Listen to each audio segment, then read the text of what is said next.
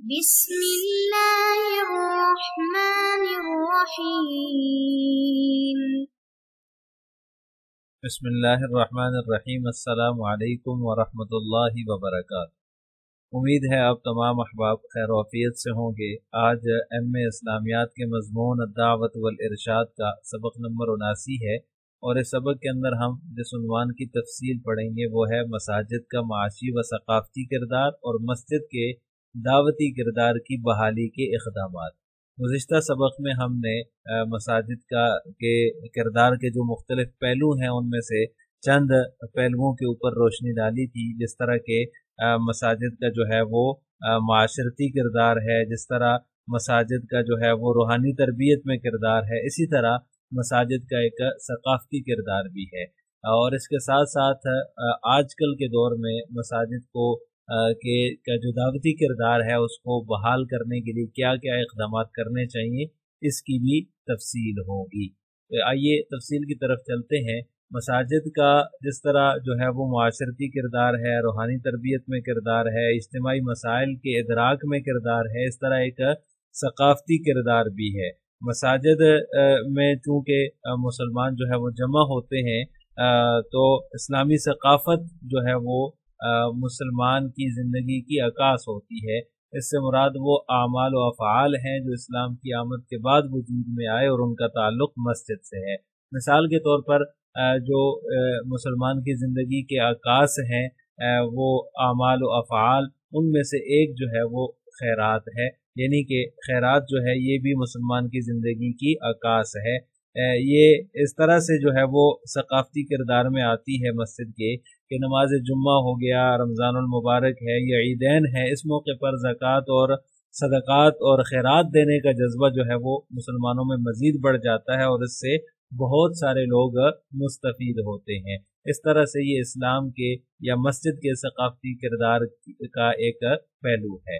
اسی طرح اسلامی وضاقتہ جو ہے یہ بھی مسجد کے ثقافتی کردار کا ایک پہلو ہے کہ مسلمان جب مسجد کا رخ کرتا ہے تو اپنے لباس، اپنی وضاقتہ اور دیگر امور کا اہتمام وہ ضرور کرتا ہے۔ تو اس طرح سے مسلمانوں کی جو ثقافت ہے وہ باقی رہتی ہے، جو کہ مسجد کی ہی بدولت ممکن ہوتی ہے۔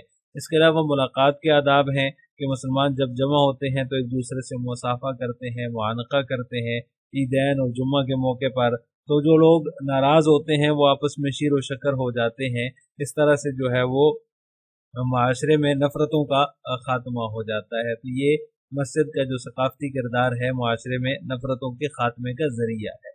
اس کے علاوہ جو ہے وہ مسجد اور تعلیم، یہ بھی ایک ثقافت ہے مسلمانوں کی کہ مسجد ایک ایسا ادارہ ہے جو تعلیم و تربیت میں بنیادی کردار ادا کرتا ہے اور بنیادی اور اہم کردار ادا کرنے کا جو ہے وہ حامل ہوتا ہے۔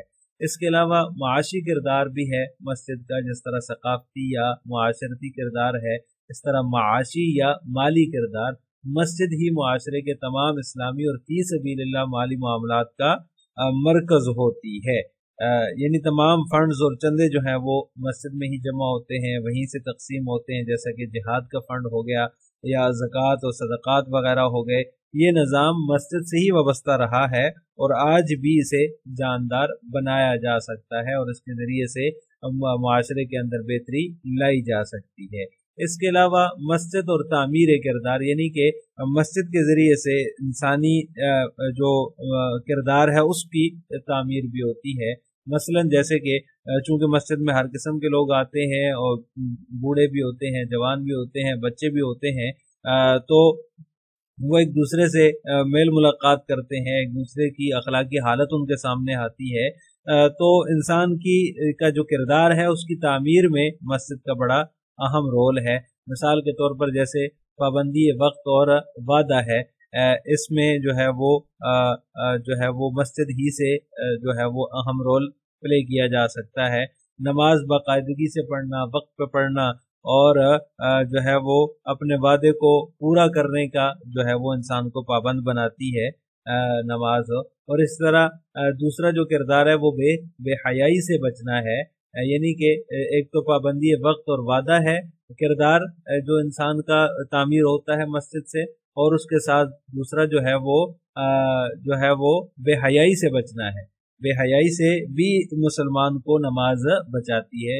جب مسلمان نماز کے لیے جاتا ہے، مسجد جاتا ہے، تو جو ہے وہ جو نماز ہے اس کے ذریعے سے وہ بے حیائی کے کاموں سے جو ہے وہ بچ کر رہتا ہے. اس کے علاوہ منشیات وغیرہ سے بھی بچنا جو ہے وہ مسجد کے ذریعے سے ہی ممکن ہوتا ہے کہ انسان جب مسجد جاتا ہے تو منشیات وغیرہ جو انسان کو بالکل جو ہے وہ تباہ کر کے رکھ دیتی ہیں، اور اس طرح کی جو نشے کی حالت ہوتی ہے یا جو نشے کی عادت ہوتی ہے، انسان جب مسجد جانے لگتا ہے تو اس طرح کی عادت اس کی چھوٹ جاتی ہے، یا اس طرح کی عادت سے وہ محفوظ رہ سکتا ہے. کیونکہ اسلام جو ہے وہ جو نماز کا حکم کرتا ہے، اور نماز جو ہے وہ نشہ آور اشیاء سے بچاتی ہے. نماز کی ادائیگی سے جو ہے وہ انسان جو ہے وہ اس طرح کی چیزوں سے بھی بچ جاتا ہے. تو اس طرح تعمیر کردار کے اندر بھی مسجد کا ایک اہم رول ہے، اور مسجد کے کردار کا ایک اہم پہلو یہ بھی ہے. مسجد کے جو کردار ہے، آج کل کے زمانے میں مسجد کے کردار کی بحالی کے جو اقدامات ہیں وہ کیا کیا ہونے چاہیے، کیونکہ دور حاضر میں جو ہماری اجتماعی زندگی ہے اس کا شیرازہ بکھر چکا ہے، اور جو ہے وہ طرح طرح کے جو ہے وہ مسلمان جو ہے وہ فساد میں اور طرح طرح کے مسائل میں جو ہے وہ امت مسلمہ گری ہوئی ہے، اور اس کا شیرازہ جو ہے وہ بکھر چکا ہے. لہٰذا یہ امت کے لیے نقصان دہ ثابت ہو رہا ہے. امت واحدہ جو ہے یہ اب مختلف فرقوں میں بٹ چکی ہے، مختلف گروہوں میں، مختلف جو ہے وہ گروپوں میں تقسیم ہو چکی ہے. مسلم معاشرہ جو ہے وہ بگاڑ کا شکار ہو چکا ہے، اور جتنے بھی اسلامی ممالک ہیں ان میں انتشار ہے، خلفشار ہے، گمراہ کن افکار ہیں، اخلاق اور کردار کا ایک بیانک جو ہے وہ اسلامی ممالک نمونہ پیش کر رہے ہیں. تو اس دور حاضر کے اندر جو ہے وہ ہمیں ایسے عملی اقدامات کی ضرورت ہے جو قرون اولیٰ میں کیے گئے تھے. یعنی کہ قرون اولیٰ میں جو عملی اقدامات کیے گئے تھے، ہمیں ایسے اقدامات کی ضرورت ہے تاکہ مسلمانوں کی وہ جو حالت ہے دوبارہ قرون اولیٰ میں جو مسلمانوں کو امن، سکون اور ایک بلندی حاصل تھی، اور ایک کیا کہتے ہیں ایک جو ہے وہ پوری دنیا پہ حکومت مسلمانوں کی تھی، تو وہ قرون اولیٰ والے اقدامات ہمیں کرنے کی ضرورت ہے تاکہ ہم دوبارہ سے وہ جو ہے وہ بلندی حاصل کر سکیں، تاکہ ہم دوبارہ سے جو ہے وہ قوم کی اور جو ہے وہ دنیا کی حکمرانی کر سکیں، دنیا کا اقتدار حاصل کر سکیں. تو ایسے عملی اقدامات کی ضرورت ہے، اور اس کے ساتھ ساتھ ان عملی اقدامات کرنے کی وجہ سے ہمارا معاشرہ جو ہے اس میں امن آئے گا، سکون آئے گا، محبت اور خوشحالی آئے گی. تو اس طرح سے یہ ایک بے مثال نمونہ بن جائے گا. تو یہ اس طرح کے بے مثال نمونہ بنانے کے لیے ہمیں کچھ عملی اقدامات کی ضرورت ہے تاکہ ہمارے معاشرے کے اندر پھر سے وہی خوشحالی بحال ہو جائے جو قرون اولیٰ میں تھی. اس لیے معاشرے میں مسجد کی جو اجتماعیت ہے، مرکزیت ہے، اور اس کا وہ مقام واپس لانا ہوگا جو قرون اولیٰ میں تھا. مسجد کی اجتماعیت جو تھی، جو مسجد کو اجتماعیت یا مرکزیت حاصل تھی، جو مرکزیت کا مقام حاصل تھا قرون اولیٰ میں، وہی ہمیں دوبارہ واپس لانا ہوگا، جس کی وجہ سے ہمارے معاشرے کے اندر امن، آشتی اور خوشحالی آ سکے. تو قرون اولیٰ میں مسجدوں کے ساتھ یا مسجد کے ساتھ مسلمانوں کا جو تعلق ہوتا تھا، جس کی وجہ سے معاشرے کے اندر امن تھا، سکون تھا، وہ والہانہ تعلق ہوتا تھا، جس کی وجہ سے معاشرے میں ایک جو ہے وہ امن تھا، اور معاشرہ جو ہے وہ برائیوں سے بچا ہوا تھا. اس والہانہ تعلق ہی کی بنیاد پر جو ہے وہ قرون اولیٰ میں جو مسلمان کا مسجد کے ساتھ تھا، مسلم معاشرہ جو ہے وہ بالکل امن اور آشتی والا معاشرہ تھا.